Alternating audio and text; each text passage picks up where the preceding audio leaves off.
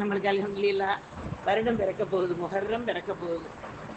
அல்ஹம்துலில்லாஹ் போன வருடங்கள் இதுவரைக்கும் நம்ம செய்த பாவங்கள் அனைத்தையும் அல்லாஹு தஆலா மன்னித்து பிறக்கக்கூடிய இந்த புனிதமான நன்னாளை கொண்டு அல்லாஹு தஆலா நம்மளுடைய வாழ்க்கையை சீர்படுத்தி தருவானாக என்ற துவாவை நமக்கும் செய்து பிறருக்காகவும் செய்யக்கூடியவர்களாக இருப்போம்.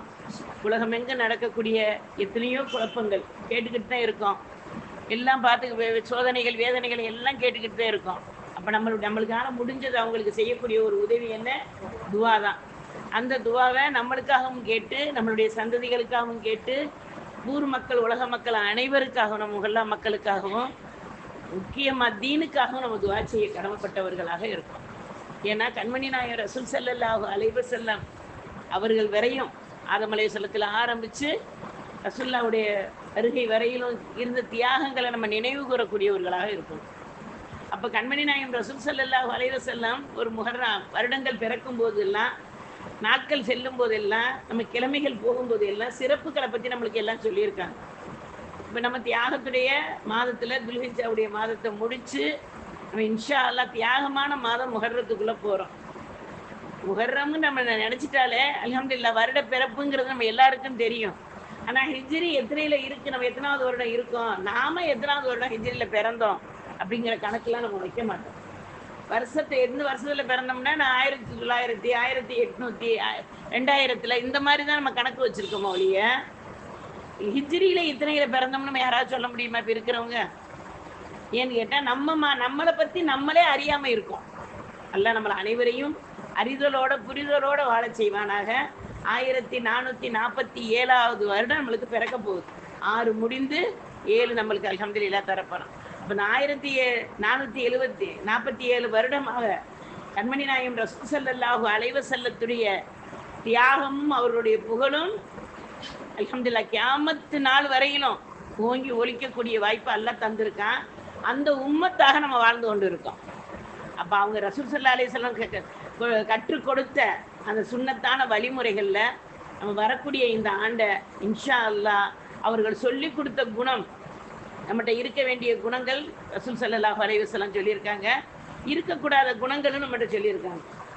இப்போ இருக்க வேண்டிய குணங்கள் என்ன அப்படின்னு நம்ம தெரிஞ்சு இருக்கக்கூடாத குணங்களையும் நம்ம தெரிஞ்சு இன்ஷா அல்லாஹ் இருக்கக்கூடாத குணத்தை தவிர்த்து ரசூலுல்லாஹ் இருக்க வேணும்னு சொன்ன குணத்தோட வாழ்ந்து நம்மளுடைய ஈமானை புதுப்பித்து தொழுகையை சீர்படுத்தி நோன்பு ஜக்காத்து சதக்காக்களை இன்ஷா அல்லாஹ் கண்ணியத்தோட அல்லாஹ்வும் ரசூலும் கூறியபடி நம்ம கொடுத்து மகிழக்கூடிய நல்ல அடியார்களாக வல்ல ரஹ்மான் நம்ம அனைவரையும் ஆக்கி அருள்வானாக என்ற துவாவோட நம்மளுக்கு என்ன மாதிரி குணம் இருக்கணும்னு ரசூலுல்லாஹ் சொல்லியிருக்காங்க அப்படிங்கிறத நம்ம இன்ஷா அல்லாஹ் இந்த வருடத்தில் இருந்தாவது இது வரைக்கும் நம்ம அல்ஹம்துலில்லாஹ் இருந்திருக்கோம்.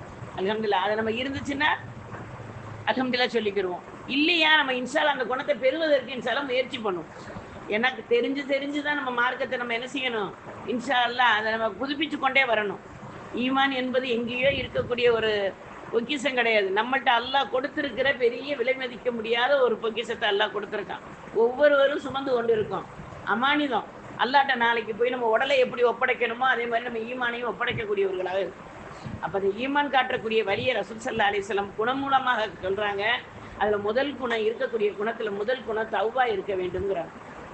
தௌபா அதாவது நான் இனிமேல் பாவம் செய்ய மாட்டேங்கிற உறுதி எடுக்கக்கூடிய தௌபா. இஸ்திக்பாருங்கிறது அல்லாஹ்ட்ட பாவம் மன்னிப்பு கேட்பது. யா அல்லாஹ் நான் செய்த பாவத்தை நீ மன்னிச்சிரியா அல்லாஹ் அப்படின்னு கேட்பது. தௌபா என்பது நான் இனிமேல் இந்த பாவத்தை செய்ய மாட்டேன்னு உறுதி எடுப்பது. இப்போ ஒரு காலேஜில் படிச்சுட்டு வரையில் பாருங்களேன், உறுதிமொழி எடுத்து தான் அவங்க இது கொடுப்பாங்க, சர்டிஃபிகேட் கொடுப்பாங்க. மதரசாவில் ஓதிட்டு வரையில் பாருங்களேன், அங்கே ஆலிமாக்கு அந்த பள்ளிகா சனது வாங்கும்போதெல்லாம் உறுதிமொழி கேட்பாங்க. இதை கட்டுற விஷய பிரகாரம் வாழ்வீங்களா அப்படின்னு. இப்படி எல்லாத்துக்குமே உறுதிமொழி இருக்குது. அப்போ நம்ம முஹர்ரம் வருது, நம்ம என்ன உறுதிமொழி எடுக்கணும்? தௌபா செய்யணும். தௌபாங்கிற கதவு நம்மளுக்கு அல்லாஹ் தஆலா திறந்து வச்சிருக்கான். அது எது வரைக்கும் திறந்து வச்சிருக்கேன்னு சொல்லியிருக்கான் ரசூல் ஸல்லல்லாஹு அலைஹி வஸல்லத்துடைய துவாவின் மூலமாக. ஒரு மனிதர் ரூஹு பிரியும் நிலை வரைக்கும் நான் திறந்து வச்சிருக்கேங்கிறான். அப்போ திறந்து தானே இருக்கும். நம்ம மெதுவாக கேட்டுக்கிறலான்னு இருக்கலாமா? எந்த நிமிடம் நம்மளுக்கு மரணம் வருங்கிறது நம்மளுக்கு தெரியாது. அப்போ அந்த அடிப்படையில் தௌபாங்கிற குணம் நம்மளுக்கு அதிகமாக வேணும். அந்த குணத்தை கொண்டு அல்லாஹ்வின் நெருக்கத்தை பெறக்கூடியவர்களாக இருக்கணுங்கிறத இன்ஷா அல்லாஹ் புரிந்து நம்ம தௌபா செய்யக்கூடியவர்களாக இருக்கும். பாவம் செய்யக்கூடியவர்கள் தான் மனிதர்கள். அந்த அந்த பாவம் செய்யக்கூடியவர்கள் நான் பாவம் செஞ்சுட்டேன் திருந்திட்டேன்னு சொல்லும்போது அல்லாஹ் தஆலா பெரும் மகிழ்ச்சி அடையணும். இதுக்கு ஒரு ஒரு வரலாறு. ஈசா அலைஹிஸ்ஸலாம் கூடயே ஒரு மனிதர் ரொம்ப நெருக்கமா இருக்காங்க. அவங்க நிழல் போலயே இருக்காங்க. அப்ப இவங்க இருக்கிற மாதிரி யாரும் இருக்க முடியலையேங்கிற ஏக்கம் பல பேருக்கு இருக்கு. அப்போ ஒரு முறை வந்துகிட்டு இருக்காங்க. பாவம் அதிகமா செய்யக்கூடிய மனிதன், எப்ப பார்த்தாலும் ஈசா அலைஹிஸ்ஸலாத்துக்கு தொந்தரவு கொடுக்குற மனிதன், பல பாவங்கள் செய்யக்கூடிய மனிதன். அந்த மனிதன் வந்துகிட்டு இருக்காரு. அந்த பக்கமா வர்றாரு. இவங்க ஈசா அலைஹிஸ்ஸலாம் அந்த மனிதரும் இன்பமாக போறாங்க. போய்கிட்டு இருக்கையில அந்த மனிதருக்கு அவர் என்ன வருது, பாவம் செஞ்சுக்கிட்டு இருக்கிற மனிதருக்கு என்ன வருது, இந்த ஈசா அலைஹிஸ்ஸலாத்திட்ட போய் நம்ம பாவங்களுக்கு தௌபா செஞ்சுட்டு ஈசா அலைஹிஸ்ஸலாத்திட்ட மன்னிப்பு கேட்டுருவோம். எத்தனையோ இடங்கள் செஞ்சுட்டோம், இவர்கிட்ட மன்னிப்பு கேட்டுருவோம், அல்லாஹ்ட்ட தௌபா செஞ்சிருவோம். ஆனா ஏத்துக்குருவாங்களா இல்லையான்னு தெரியலையே. அப்ப அவங்க கூட அந்த நிழல் விழுகுது இல்லையா, நடந்து போயில நிழல் விழுகும் இல்லையா, இந்த நிழல்லையாவது நம்ம ஒட்டி நடப்போம். ஈசா நபியுடைய நிழல் படுது, அந்த நிழலோட ஒட்டி நடந்தோம்டா அல்லாஹ் தஆலா நாடினானே நம்மளை மன்னிச்சிருவான், நம்ம தௌபாவை ஏற்றுக்கொள்வேன் இல்லையா அப்படிங்கிற எண்ணம் உங்க மனசுல அல்லாஹ் தஆலா தந்துட்டான். தந்த உடனே என்ன செய்யறாங்க, இந்த பக்கமா அந்த இன்னொரு மனிதர் வந்துகிட்டு இருக்காங்க, அவங்களுடைய கூடயே வர்ற மனிதர் வந்துகிட்டு இருக்காங்க.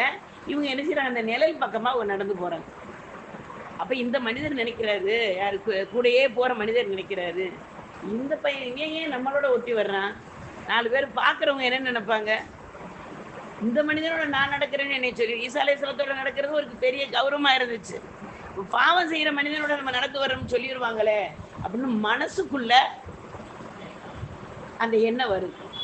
இப்ப இதுவரையிலும் ஈசா அலைஹிஸ்ஸலாம் நடந்து வர்றதுக்கு நிழல் ஒண்ணு அல்லாஹ் கொடுத்துருந்தான். அந்த நிழல் இவர் மேலையும் பட்டுக்கிட்டு இருந்துச்சு. புரியுற மாதிரி இருக்கா, அந்த மேகத்துடைய நிழல் இவர் மேலையும் பட்டுக்கிட்டு இருந்துச்சு. இந்த எண்ணெய் இவர் நினைச்ச உடனேயே இந்த நிழல் அவருக்கு மாறிடுச்சு. பாவம் செய்து தவா செஞ்சார் இல்லையா, அவருக்கு மாறிடுச்சு. மாறின உடனே ஈசா அலைஹிஸ்ஸலாம் கேட்குறாங்க, யா அல்லாஹ் இவ்வளவு நாள் கூடயே இருந்தாரு, நிழல் மாறிடுச்சு, என்ன காரணம்? ஏன்னா இது நடந்தது மனதுல நினைப்பது அல்லாஹ்வை தவிர வேற யாருக்கும் தெரியாது. இப்ப கேட்ட உடனே அல்லாஹ் சுப்ஹானஹு வ தஆலா ஈசா அலைஹிஸ்ஸலாத்துக்கு சொல்றான், எண்ணம் சரியில்லை, இவர் தௌபா செஞ்சுட்டாரு, அத்தனை பாவத்தை மன்னிச்சிருன்னு சொல்லிட்டாரு, இனிமே பாவம் செய்ய மாட்டேன்னு எனக்கு தௌபா செஞ்சுட்டாரு, அதனால நிழலை மாத்தி கொடுத்துட்டேன்னு அல்லாஹ். அப்ப நம்ம எவ்வளவு பாவம் செஞ்சாலும் அல்லாஹ் மன்னிக்க காரணமா இருக்கான். திரும்ப திரும்ப அந்த பாவத்துல போய் வீழாம அல்லாஹ் நம்மளை அனைவரையும் பாதுகாப்பானாக. அப்ப நம்ம இருக்க வேண்டிய குணத்துல முதல் குணம் தௌபாங்கிற குணம் இன்ஷா அல்லாஹ். அடுத்தது 2வது குணம் சுக்குர், அல்லாஹ்வுக்கு நன்றி செலுத்தணும், எல்லா நிலையிலையும் நன்றி செலுத்தணும். அதாவது நம்மளுக்கு நிறைய சொத்து சோகம் கொடுத்துருக்கான், ஆபியத்து கொடுத்துருக்கான், எல்லாம் கொடுத்துருக்கேன், அப்ப மட்டும் அவனை நன்றி செலுத்துறது கிடையாது, எல்லாத்துக்கும் செய்யணும். இதுக்கு ஒரு வரலாற்று நிகழ்வு. மூசா அலைஹிஸ்ஸலாம் ஒரு முறை என்ன செய்யறாங்க, அல்லாஹ்வை சந்திக்க போறாங்க. போகும்போது எல்லாருமே அவங்களுடைய அல்லாட்ட இதை கேட்டுவாங்க அது கேட்டுவாங்கன்னு சொல்லி விடுவாங்க. இப்போ அந்த மாதிரி அவங்க போய்க்கிற ஒரு இடத்துல தண்ணியே இல்லை, மரம் பட்டு போன மரம் ஒன்று நிற்கிது, தண்ணி அந்த பசுமையே அந்த இடத்துல இல்லை. ஒரு குருவி உடம்புல அதுக்கு சிறகு தானே பழமே, குருவிக்கு சிறகு தான் பழம். அதுலேயும் அந்த குருவியை பற்றி அல்ஹம்துலில்லாஹ் நம்ம அந்த ஆய்வாளர்கள் எழுதியிருக்கிறத படிக்கும்போது பெரிய வியப்பா இருக்கு. குருவிக்கு அந்த இறகு இருக்கு இல்லையா, குட்டி குட்டி இறகு, 300 இறகு வச்சிருக்கானா அல்லாஹ் அந்த குட்டி குருவி. அது ஒரு நொடிக்கு 60 தடவை அதை அசைச்சாதான் அது ஆரோக்கியமா இருக்குமா. சுப்ஹானல்லாஹ். அதை படிக்கும்போது நம்மளுக்கு ஒரு பெரிய, நம்ம என்ன சாதனை புரிகிறோம், மனிதரா பிறந்து நம்ம எல்லாம் நடத்துறோம், நம்ம என்ன செய்யறோம், தட்டு தட்ட சாப்பிட்றதும் படுத்து படுத்து தூங்குறதுமா தான் நம்ம வாழ்க்கை போய்கிட்டு இருக்கு. ஆனா அந்த குருவி, அந்த சிட்டு குருவிக்கு அல்லாஹ் தஆலா எவ்வளவு பெரிய பாக்கியங்களை கொடுத்துருக்கான். இப்ப அந்த குருவி அந்த இறகுகள்லாம் இல்லாம, பறக்கத்து ராணி இல்லாம, அது நிக்கிறதுக்கு கொம்பு கொலை எதுவும் இல்லை, குடிக்க தண்ணி இல்லை, அந்த இடத்த தட்டி தட்டி திரியுது. இப்போ மூசா அலைஹிஸ்ஸலாம் போகையில் அந்த குருவியை ஒரு மாதிரி இறக்கத்தோட பார்க்குறாங்க. பார்த்த உடனே அந்த குருவி சொல்லுது அல்லாஹ் மூசா அலைஹிஸ்ஸலாத்திட்ட, நபியை நீங்க அல்லாஹ்வை சந்திக்க பேச போறீங்க, நீங்க அல்லாஹ்ட்ட கேளுங்க, எனக்கு இந்த வேதனை எவ்வளவு நாள், இந்த வேதனை எனக்கு எவ்வளவு நாள், ஏன்னா இறகுகள் இல்லாட்ட சூரியன் அது அந்த அது அந்த உடம்பு தாங்காது, எந்து போனது மாதிரி ஆயிரும். தண்ணி இல்லை, நான் என்னை பறந்து போய் அடுத்த கிளைகளில் உட்காரவும் என்னால் முடியாது, என்னை விரும்பி யாரும் தூக்கிட்டு போய் வளர்க்கவும் மாட்டாங்க. அப்போ அப்படி இருக்கும்போது எனக்கு இந்த வேதனை எவ்வளவு நாள், நீ அல்லாட்ட கேட்டு வந்துருங்க அப்படின்னு சொல்லிவிடும். மூசா அலைஹிஸ்ஸலாம் போனாங்க, அல்லாட்ட பேசினாங்க, பெரிய நீண்ட வேலை. இப்போ இதை கேட்குறாங்க, அந்த குருவி கேட்டுச்சு. அப்ப அல்லாஹ் சொல்றான் அந்த குருவிக்கு அது ஆயுள் உள்ள காலம் வரைக்கும்னு சொல்லிருங்க.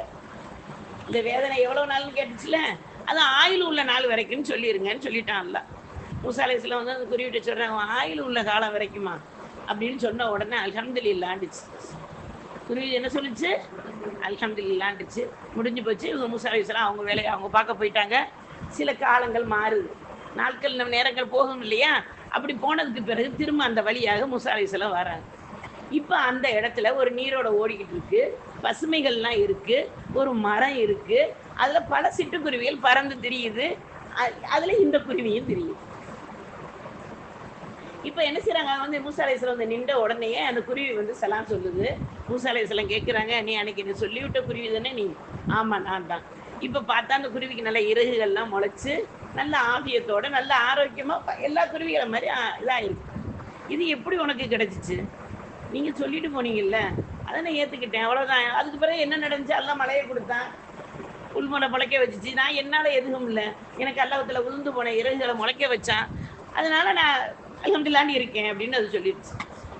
சொன்ன உடனே அல்லாஹ்ட்ட கேட்குறாங்க மூசா அலைஹிஸ்ஸலாம், யா அல்லாஹ் அதான் ஆயுள் உள்ள காலம் வரைக்கும்னு சொன்னேன். இப்போ அது அவனுக்கு அந்த குருவிக்கு எல்லா நிகமத்தையும் கொடுத்துருக்கு. அதுக்கு என்னென்ன தேவையோ மரம் கொடுத்துருக்க, கூடு கொடுத்துருக்க, இப்போ பழங்களை கொடுத்துருக்க, சுவைக்கு தண்ணீரை கொடுத்துருக்கு, எல்லாமே நீ அந்த இடத்துல ஒரு குருவி வாழக்கூடிய அத்தனை பக்குவத்தையும் கொடுத்துட்ட. எப்படி அல்ல?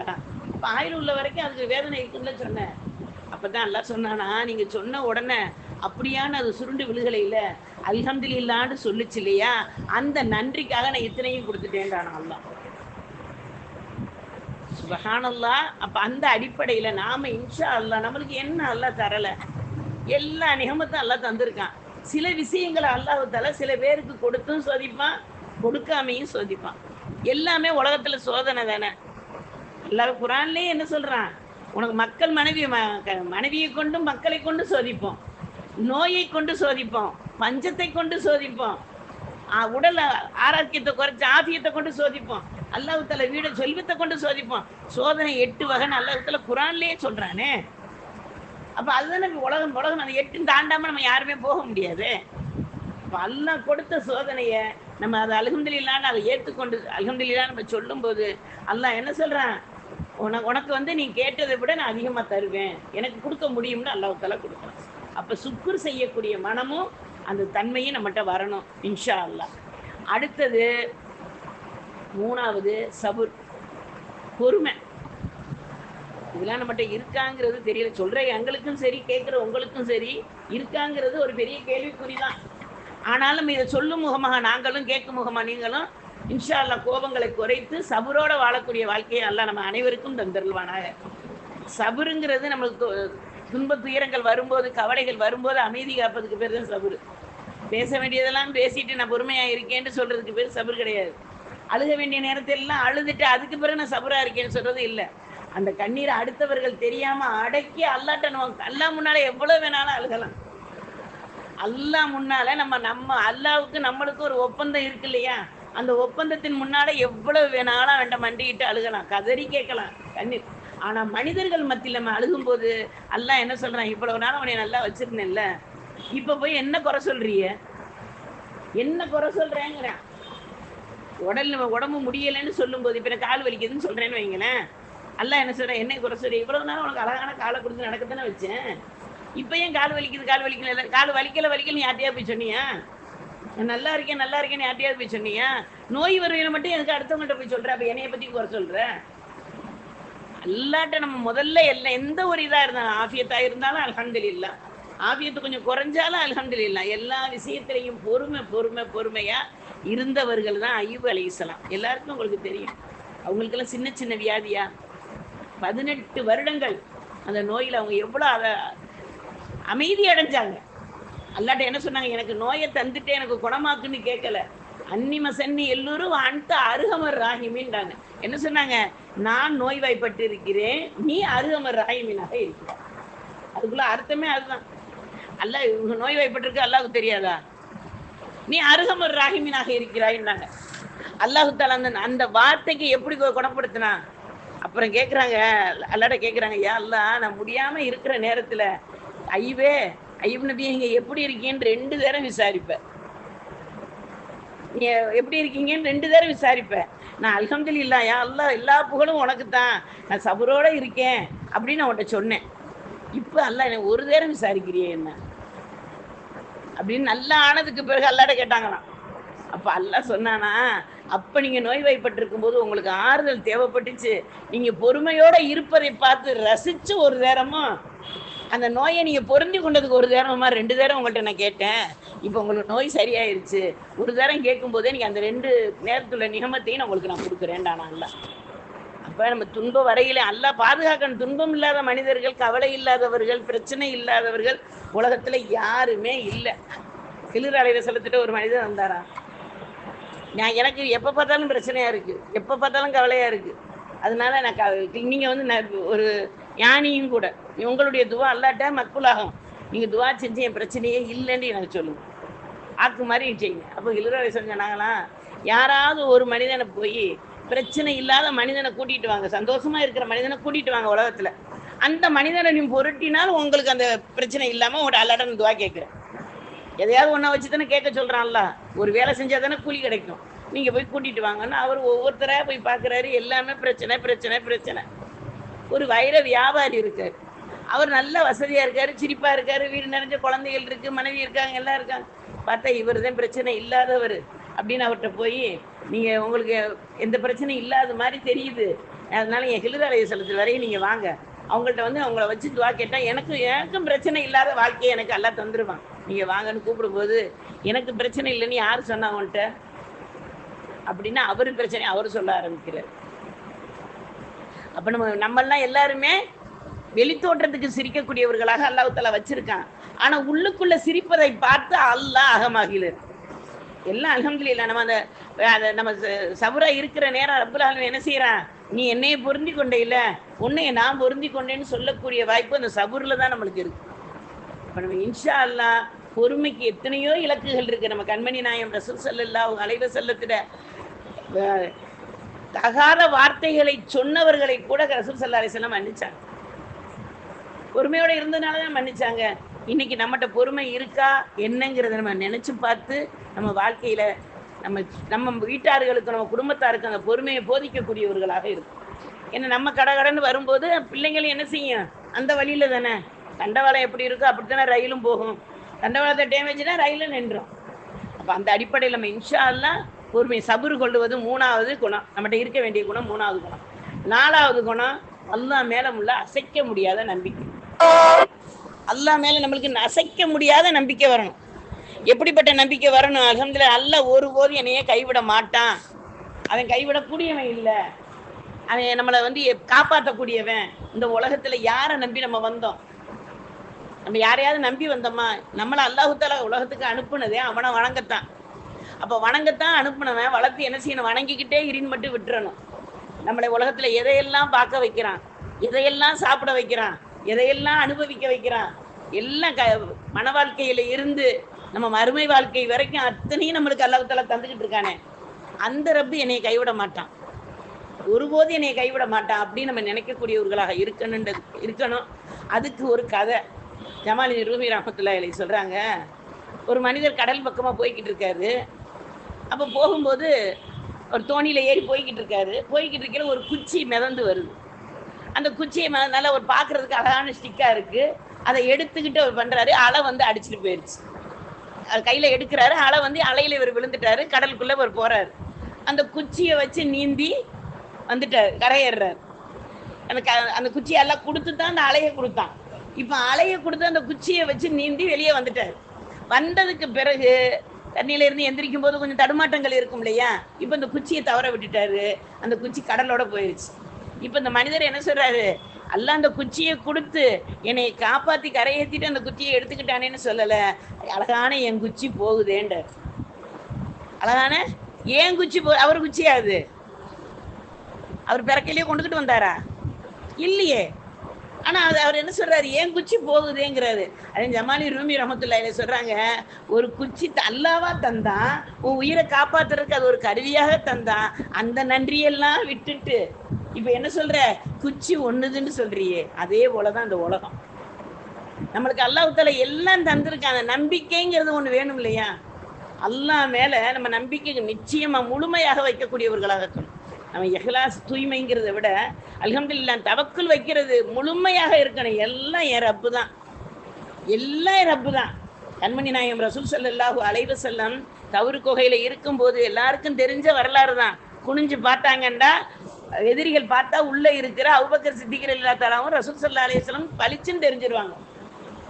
அல்லாஹ் தஆலா குனிய விடாம என்ன கேட்கிறான், இந்த வாசலை அடைப்பதற்கு யார் ரெடியாக இருக்கீங்கன்னு கேட்டான். படைப்புகளை பார்த்து சிலந்தி முஞ்சிக்கிருச்சு, நான் அடைக்கிறேன். ஊதுனா பறக்கக்கூடிய சிலந்தி வலை, ஊதுனா பறந்துடும் இல்லையா? அந்த சிலந்தி வலையை கொண்டு எத்தனையோ நோய் சிபாவும் இருக்கு, நோயும் இருக்கு. அந்த சிலந்தி கூடு கட்டுதுன்னு சொல்றோம்ல, அதை வச்சு அப்படிப்பட்ட பலகீனமான அந்த சிலந்தியை கொண்டு அல்லாஹ் தஆலா கூடு கட்ட வச்சு அந்த வாசலை அடைக்க வச்சு அந்த இடத்துல புறா என்ன செய்யுது, முட்டை போட்டு அந்த குஞ்சு வச்சது முட்டை போட்டு இருக்கிறது மாதிரி அல்லாஹ் தஆலா அது ஒரு ஏற்பாடு பண்றான். அதுக்கு புறா வருது. மற்ற பறவையெல்லாம் யோசிச்சு முடிவெடுக்கிறதுக்கு முன்னாடி டக்குன்னு முந்திருச்சு. அப்ப அல்லாஹ் தஆலா இப்படி இருக்கும்போது என்ன சொல்றாங்க, அது உள்ள இருக்கிற அபூபக்கர் சித்திக் ரலியல்லாஹு தஆலா பதறாங்க. கண்ணை நினைச்சு இல்ல, ரசூலை நினைச்சு. குனிஞ்சு பார்த்தா மாட்டிக்கிருவோமே யா ரசூலல்லாஹ் அப்படிங்கும்போது ரசூல் ஸல்லல்லாஹு அலைஹி வஸல்லம் என்ன சொன்னாங்க, லா தஹ்சன் இன்னல்லாஹ் மானா, லா தஹ்சன், அல்லாஹ் நம்முடன் இருக்கிறான். ஏன் இதே வார்த்தையை நம்ம ரசூல் ஸல்லல்லாஹு அலைஹி வஸல்லம் உம்மத்து தானே, அதே குர்ஆன் தானே நம்ம கையிலையும் இருக்கு. நம்ம எத்தனை தரம் தனிமையில இதை சொல்லியிருக்கோம். வீட்டில் நம்ம இருக்கோம், நம்ம அல்ஹம்துலில்லாஹ் நம்ம வீட்டுக்குள்ளேயே இருந்தாலும் நம்ம ரப்பு நம்மகிட்ட இல்லையா? குகையில போயிருக்கையில தான் நல்லா இருப்பானா? நம்மளுக்கு ஏதாவது ஒரு அடிப்படையில் நம்மளுக்கு நோய் நொடி வரையில மட்டும்தான் அல்லான்னு அவனை கூப்பிடணுமா? இல்லை தகுசன் இன்னலாமானான்னு சொல்லணுமா? நம்மளை அல்லாஹு தஆலா நம்ம தூங்கி கிடக்கும்போது ஒரு மலக்கை கொண்டு நம்மளை பிரட்டி படுக்கப்பட சொல்லுவானா. நம்ம பிரண்டு படுக்கலை. ஏன்னா ஒரே பக்கத்தில் படுத்தா நம்மளுக்கு கை மரத்து போயிடும், கால் மரத்து போயிடும். வயசானதுக்கு பிறகு அடிக்கடி பிரட்டி படுக்கிறோம். வயசு கொஞ்சம் ரத்தம் சூடாக இருக்கையில் பேசாமல் கிடப்போம். ரத்தம் குளிர குளிர இப்போ என்ன ஆகுது, அதாவது என் ஏஜில் உள்ளவங்கள நான் சொல்கிறேன், நீங்கள் எல்லோரும் இளமையில் இருக்கீங்க, அதனால் உங்களுக்கு தெரியாது. என் ஏஜில் உள்ளவங்கள நான் சொல்கிறேன். என்ன ஆகுது, ஆட்டோமேட்டிக்காக நம்ம பிரண்டு போடுறோம். அல்லாஹ் தஆலா என்ன செய்யறான், ரொட்டியை பிரட்டி போடுறது மாதிரி மலக்க வச்சு நம்மளை பிரட்டி போடுறான். கவுவாசியில் குகைவாசிகள் என்ன செஞ்சாங்க, அதுக்குள்ளே இருக்கும்போது 300 வருடம் அப்படியே படுத்து கிடந்தாங்கன்னா மண்ணை அரிச்சிரும். அதனால மலக்குகளை கொண்டு பிரட்டி போட வச்சான். அப்படி அல்லாஹ் தஆலா நம்மளை ஒருபோதும் கைவிட மாட்டான் அப்படிங்கிற அந்த உள்ள உறுதி. எவ்வளவு கொட்டி கிடந்த காசுகள் உலகத்துல கொட்டி கிடந்தாலும் நம்மளுக்கு தேவை உள்ளதை மட்டும்தான் நம்ம அனுபவிப்போம். நம்ம முன்னால எத்தனை அறுசுவை உணவுகள் இருந்தாலும் நம்ம எந்த அளவு சாப்பிட முடியுமோ அந்த அளவு தான் சாப்பிட முடியும். நம்ம எல்லாத்தையும் சாப்பிட முடியுமா? அப்ப அந்த அடிப்படையில நம்ம நம்பிக்கையை அல்லாஹ் மேல முழுக்க முழுக்க என் ரப்பு ஒருபோதும் என் கைவிட மாட்டான். லா தஹ்சன் இன்னல்லாஹ் ஆனா, என் ரசூல் ஸல்லல்லாஹு அலைஹி வஸல்லம் எனக்கு நம்பிக்கையை ஊட்டி இருக்காங்க. அந்த நம்பிக்கையை ரப்பு மேல நான் முழுமையாக வைக்கிறேன் அப்படின்னு நினைச்சு நம்ம நம்பிக்கை வைக்கக்கூடியவர்களாக இருந்தோம்டா நிச்சயமா இன்ஷா அல்லாஹ் இந்த குணத்துல நம்ம வெற்றி பெறக்கூடியவர்களாக இருப்போம். அடுத்தது 5வது என்னவா இருக்கும், யாராவது சொல்லுங்களேன்.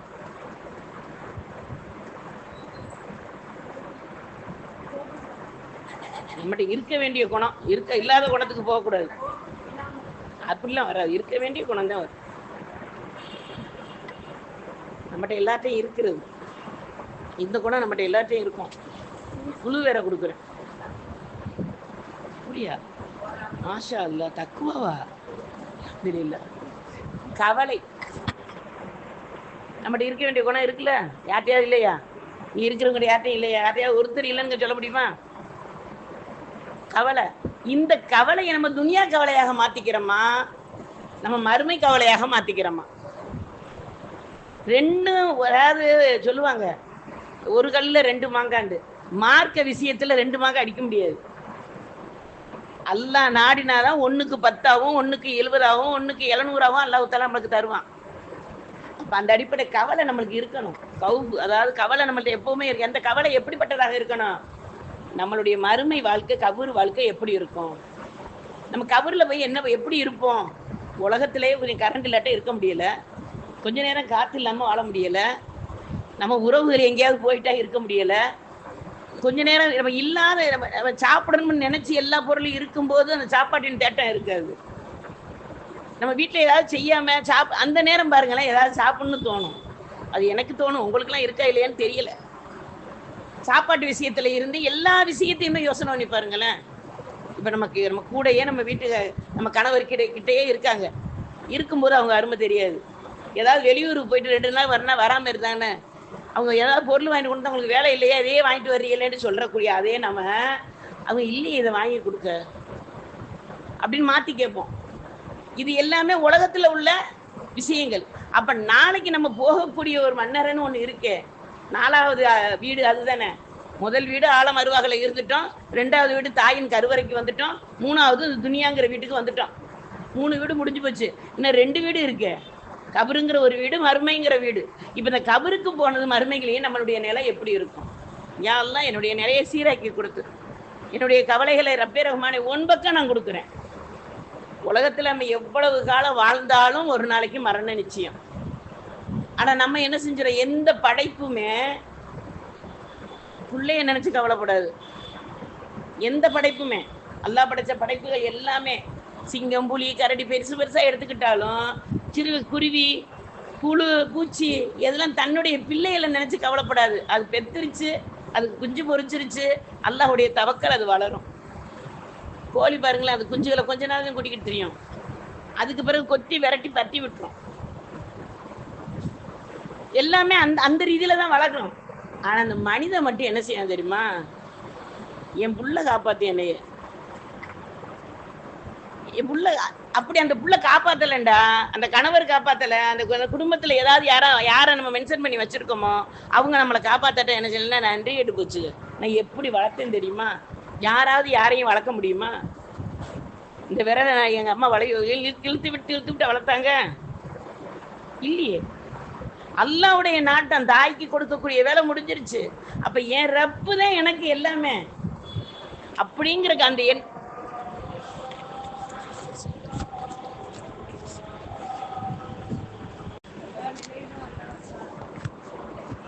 அல்ஹம்துலில்லாஹ். இப்போ நம்மளுடைய கவலை எதை நோக்கி போகுது, யாரை நோக்கி நம்ம கவலைப்படுறோம்? நம்ம எதை எடுத்தாலும் சொல்லுவோம், அதை நினச்சா பயமாக இருக்குது, இதை நினச்சா கவலையாக இருக்குது. கடந்த காலத்தை நினச்சி பார்த்தோம்னா கவலை, வர்ற காலத்தை நினச்சி பார்த்தோம்னா பயம். அப்போ நம்ம வர்ற காலங்கிறது எது? நம்மளை அல்ஹம்துலில்லாஹ் அந்த பயம் நம்மளை விட்டு விலகணுண்டா நம்ம கபரை பற்றியும் மறுமையை பற்றியும் கவலைப்படக்கூடியவர்களாக அல்லாஹ்வின் சிந்தனையோடு இருக்கக்கூடிய குணம் நம்மள்கிட்ட வேணுங்கிறத இன்ஷா அல்லாஹ் புரிஞ்சுக்கிறோம். அடுத்தது இருக்கக்கூடாத குணம். இப்போ ஏன்னா இந்த 5 சொல்லிட்டோம் இல்லையா, இதை ஒரு 2-3 சொல்லிட்டு முடிச்சிருவோம். அல்லாஹ் நாடுனா இதில் உள்ள விவரங்களை அடுத்த வாரம் ஹயத்தோட இருந்தோம்னா பார்ப்போம். இருக்கக்கூடாத குணம், முதல் குணம் கஞ்சத்தனம். அல்லாஹ் தஆலா கஞ்சனை வெறுக்கிறேங்கிறாங்க கண்மணி நாயகம் ரசூல் ஸல்லல்லாஹு அலைஹி வஸல்லம். உலகத்தை ஆண்ட சுலைமான் அலைஹிஸ்ஸலாம் துறவி போல வாழ்ந்தாங்க. துறவினா ஒன்றுமே வேணாங்கிறது மாதிரி வாழ்ந்தாங்க. ஆனால் இன்னைக்கு நம்மகிட்ட ஒரு தயார குணங்கள் யார்கிட்ட இருக்கு இல்லைங்கிறத நம்மளே சில சிந்திச்சு பார்க்கக்கூடியவர்களாக இருக்கும். மார்க்கத்தில் கஞ்சத்தனமே கூடவே கூடாதுன்னு கண்மணி நாயகம் ரசூல் ஸல்லல்லாஹு அலைஹி வஸல்லம் சொல்லியிருக்காங்க. கஞ்சத்தனத்தையே ரசூல்லா ஒரு முறை சஹாபாக்கள்கிட்ட மகா கஞ்சன், மகான்னு 7 மகா போட்டுச்சு கழுகுறாங்க. அப்படிப்பட்ட கஞ்சன் யார் என்று தெரியுமான்னு கேட்குறாங்க. சஹாபாக்கள்லாம் சொல்கிறாங்க, அப்படிப்பட்ட கஞ்சன் யார்? பெரிய கஞ்சன். அப்படி கஞ்சத்தனம் உள்ளவங்க யாருன்னு கேட்டதுக்கு ரசூல் ஸல்லல்லாஹு அலைஹி வஸல்லம் சொன்னது என்ன தெரியுமா? என்னுடைய பெயரை கேட்டும் சலவாத்து சொல்லாதவன் பெரிய கஞ்சன்டாங்க. இன்னைக்கு நம்ம ரசூல் ஸல்லல்லாஹு அலைஹி வஸல்லம்னு சொல்லும் போது மனசுக்குள்ள பதில் சொல்லிக்கிறோம். வாய் விட்டு சொன்னாதான் அடுத்தவங்களுக்கு அது அந்த நினைப்பு வரும். சொல்லணும் மறந்துருந்தவங்க கூட நினைவு கொடுக்க முடியும். ஒவ்வொரு மஜ்லிஸில் செலவாத்து சொல்லாட்ட அந்த பயானம் அடுத்து நாங்கள் போக மாட்டோம். ஒரு சில இடங்களில் என்ன பண்ணுறது, அதனால நம்ம அல்ஹம்துலில்லாஹ் எவ்வளோ எத்தி வைக்கணுமோ அப்படி எத்தி வைக்கணும். அப்போ கஞ்சங்கிறதுல ரசூல் ஸல்லல்லாஹு அலைஹி வஸல்லத்துடைய பெயரை சொல்லி கூட பதில் சொல்லாதவங்க மகா கஞ்சன். அப்படிங்கும்போது மற்ற விஷயங்கள்ல நம்ம எப்படி தாராளமாக இருக்கணுங்கிறத நம்ம புரிஞ்சுக்கிறோம் இன்ஷா அல்லாஹ். அடுத்தது 2வது இருக்கக்கூடாத குணம் போராமை. அடுத்தவங்க மேலே போராமப்படுவதனால நம்மளுக்கே நம்ம தீங்கு வச்சுக்கிறோம். அல்லாஹ் நம்மளை அனைவரையும் பாதுகாப்பானாக. நம்மளுக்கு உள்ளது நம்மகிட்ட இல்லாமல் அடுத்தவங்கள்ட்ட இருக்கிறது எப்படி வரும்? அல்லாஹ் நாடாத தவிர நமக்கு வராதுன்னு நம்பிக்கையை பற்றிலாம் வச்சுட்டோம் இல்லையா? நம்ம திருப்பி நம்மளுக்கு அது வேணும் இது வேணும்டா, நம்மளுக்கு எது எல்லாம் தர நாடி இருக்கானோ அதுதான் தருவான். அப்போ நம்ம அந்த அளவில் இருக்காம நம்ம அடுத்தவங்களை பற்றி வேற விஷயங்களுக்கெல்லாம் போராமப்படுறதுல எல்லாம் பாதுகாக்கணும். இந்த ஒரு விஷயம் மட்டும் நம்ம பார்க்க பொறாமையில் வந்து முதன்மையாக வரும். இப்போ ஒரு உதாரணத்துக்கு உலக இயல்பு நம்ம பார்க்கும்போது கரண்ட் போயிருதுன்னு வைங்களேன், நம்ம எடுத்த உடனே சொல்லுவோம் பக்கத்து வீட்டில் கரண்ட் இருக்கான்னு பாரு, பார்த்துட்டு அங்கே கரண்ட் இல்லை அப்போ நம்மளுக்கு வந்துடும். சொல்ற பெண்கள் நிறைய பேர் இப்படித்தான் வாழ்ந்து கொண்டு இருக்கோம். கரண்ட் போயிடுச்சு, நம்ம செய்ய வேண்டிய வேலை என்ன? இன்னால் இலகிவன் இன்னா இலகி ராஜ்யவன். கரண்டை கொடுத்ததும் அல்ல, திருப்பி தருவதும் அல்ல. அவனை கரண்ட் போடுறவங்களையும் திட்டுறது அல்ல. நம்ம அப்ப இதெல்லாம் வந்து அடுத்தவங்க வீட்டுல இருக்கு இல்லைன்னா நம்ம திருப்தி அடையலாமா?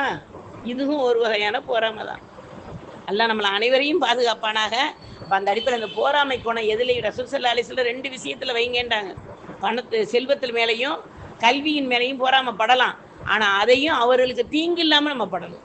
கல்வியை பார்த்தா என்ன கல்வி கற்றவர்களை பார்க்கும்போது நம்ம என்னன்னு செய்யலாம், யா அல்லாஹ் இவருடைய கல்வியை விசாலமாக்கி கொடு, இது போல இந்த கல்வி இருந்தா நானும் மார்க்கப்பற்றுள்ள பெண்ணாக மாறுவேனே, இந்த கல்வியை கொண்டு நானும் வாழ்வனே அப்படின்னு நம்ம துவா கேட்கலாம்.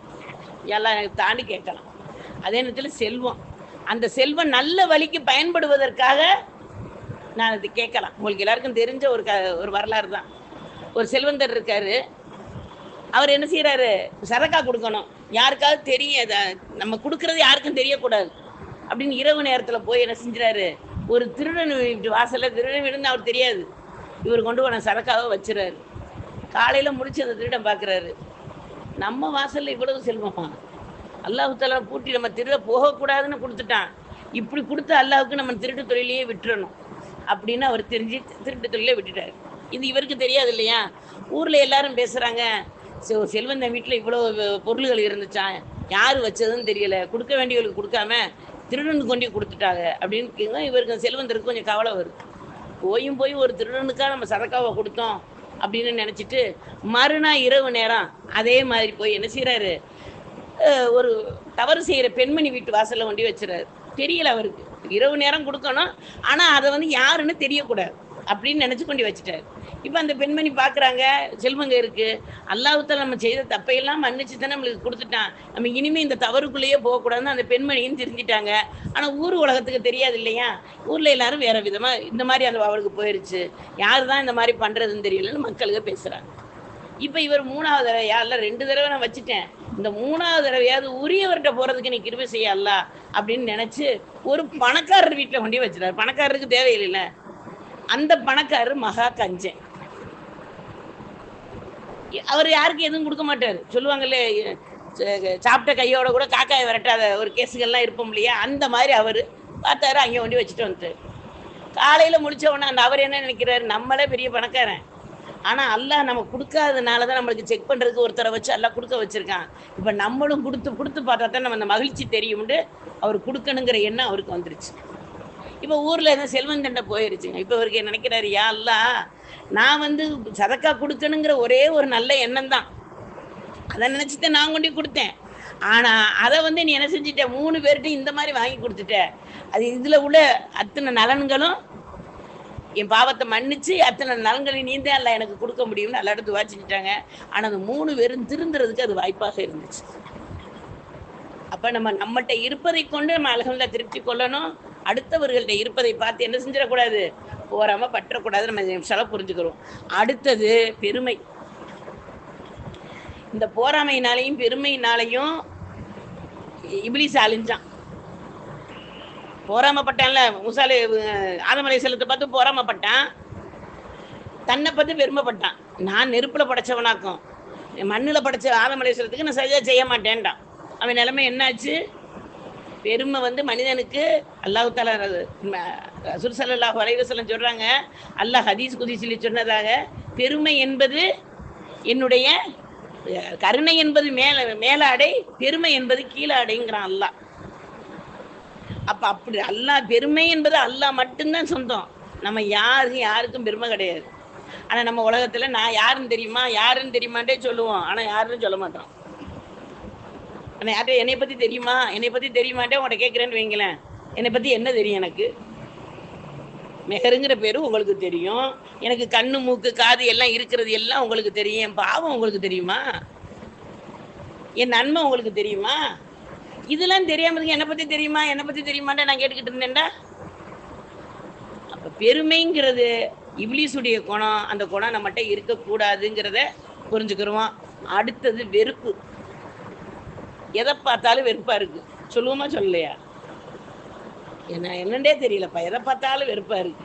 அல்லாஹ் நம்மளை வெறுத்துட்டான்டா, ரசூல் நம்மளை வெறுத்துட்டாங்கண்டா, குரான் நம்மளை வெறுத்துட்டா, ஹதீஸ் நம்மளை வெறுத்துட்டா.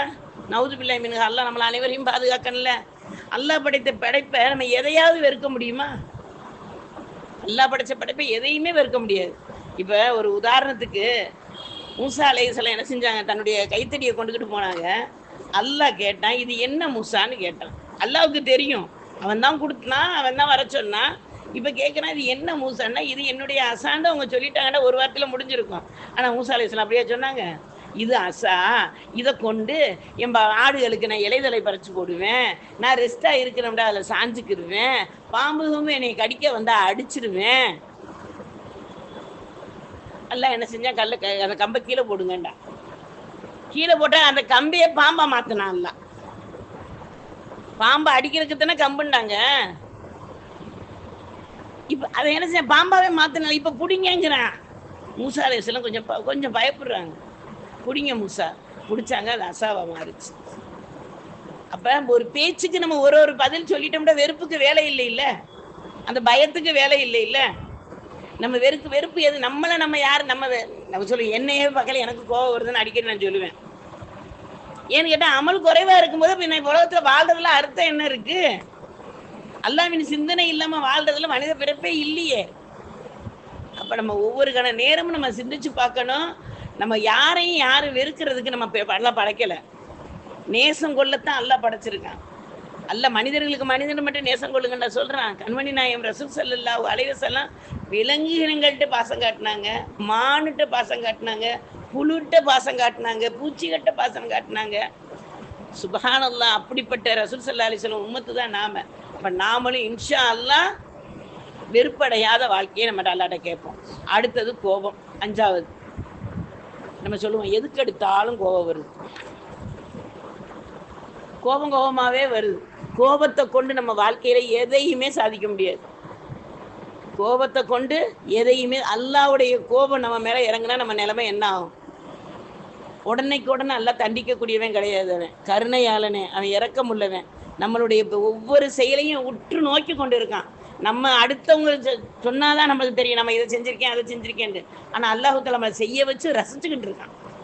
அப்படிப்பட்ட ரப்புல் ஆலமீனுக்கு நம்ம இருக்குன்னா நம்மளுக்கு அல்ஹம்துலில்லாஹ் கோபத்தை விட்டு வாழக்கூடிய சபுர் அல்லாஹ்ட்ட கேட்கணும். இருக்கக்கூடாத குணத்துல 5வது குணம் என்ன? கோபம்.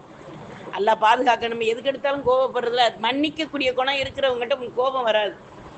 எத்தனையோ பேர் எப்படி சொல்லாம பேசாத பேச்சுக்களா, நபிமார்களை துட்டுறதுகளா. அப்ப நம்ம குடும்பத்திலேயே நம்மகிட்ட பொறுமை இல்லாம கோபப்பட்டோம்டா பிறர்கிட்ட போய் நம்ம எப்படி வாழ்வோம்? பிறருடைய சொல்லுக்கு நம்ம கட்டுப்படுவோமா? பிறருடைய வார்த்தைக்கு நம்ம கட்டுப்படுவோமா? அல்லாஹ் தஆலா நம்மளை படைச்சது அவனை வணங்க, ரசூலை நேசிக்க, குரானை ஓத, இந்த துனியாவை ஒரு வழிப்போக்கர்களை போல வாழ்ந்து கொள்ளுங்கிறாங்க. வழிப்போக்கரை போல இப்போ வாழ்ந்து கொண்டு இருக்கோம். நம்ம என்னமோ நான் தான் இந்த உலகத்தில் வேற எதுவுமே போக மாட்டேன், மதுத்தான் எனக்கு வராது மாதிரி தான் எல்லாருடைய எண்ணமும். மதுத்தாகிறவளை பார்க்குறோம், படிப்பினை பெறுறோமா?